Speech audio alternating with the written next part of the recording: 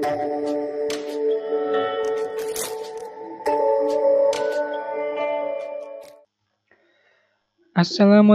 warahmatullahi wabarakatuh. Kembali lagi dengan Kimia Edukasi. Kali ini Kimia Edukasi akan membahas mengenai perbedaan antara larutan, kemudian suspensi, dan koloid. Nah, di sini juga akan saya jabarkan juga mengenai koloid itu apa, pengertiannya, kemudian baru nanti saya tunjukkan perbedaan antara larutan, suspensi, dan koloid. Yang perlu diketahui bahwa perbedaan antara larutan, suspensi, dan koloid ini sering sekali keluar di soal-soal pilihan ganda maupun di soal uraian. Jadi, perhatikan dengan baik-baik apa itu perbedaan antara larutan, suspensi, dan koloid agar kalian dapat menjawab dengan benar mengenai perbedaan larutan, suspensi, dan koloid. Jadi, yang dinamakan koloid itu adalah campuran yang ukuran partikel terdispersinya, ingat kuncinya ada di sini, campuran yang ukuran partikel terdispersinya berada di antara larutan dan suspensi. Jadi, kalau dibuat perbandingan, maka suspensi, koloid, itu lokasinya ada di tengah-tengah. Jadi ukurannya dari koloid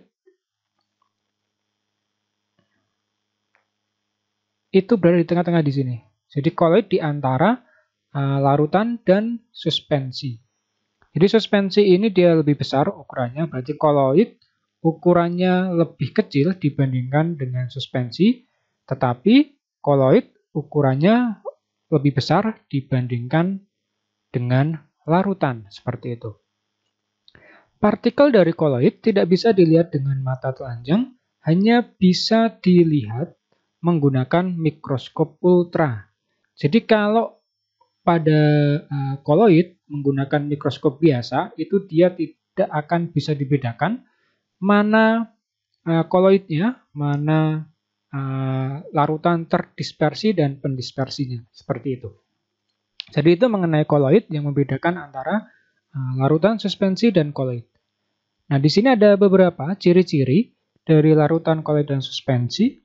Yang pertama adalah berdasarkan ukurannya, maka larutan ini memiliki ukuran kurang dari 1 nanometer. Jadi sangat kecil sekali untuk larutan, maka dari itu pada larutan itu dia bersifat homogen seperti itu. Kalau koloid itu antara 1 sampai 100 nanometer ukurannya, jadi di atasnya dari 1 nanometer ini. Sedangkan pada suspensi, ukuran terdispersinya itu dia lebih dari 100 nanometer.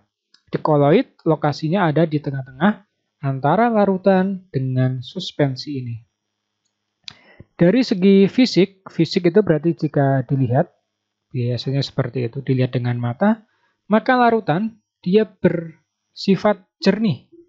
Jadi sifatnya jernih. Jadi kalau dilihat pada mata telanjang seperti itu, dengan mata, maka akan terlihat pada larutan itu dia jernih. Sedangkan pada koloid itu bisa jernih sampai keruh tergantung jenis zat penyusunnya. Misalnya kalau pada air susu, maka di situ dia termasuk koloid jenis yang agak keruh ini. Kenapa? Karena warnanya tidak bening, tetapi warnanya putih keruh seperti itu. Sedangkan kalau suspensi, dia akan memiliki sifat fisik yang keruh seperti itu. Dari segi stabilitas, berarti ini nanti apakah ada endapan ataukah tidak. Ini dari segi stabilitas. Nah, dari segi stabilitas ini juga nanti berkaitan apakah dia labil ataukah dia bersifat stabil. Nah, kalau labil berarti tidak stabil seperti itu. Kalau pada larutan sangat stabil, dia tidak dapat mengalami pengendapan ini. Dan juga tidak dapat disaring menggunakan kertas saring maupun membran yang namanya membran semi permeable. Ini tidak bisa. Jadi kalau pada larutan menggunakan saringan apapun dia akan tetap lolos. Kecuali pada larutan garam.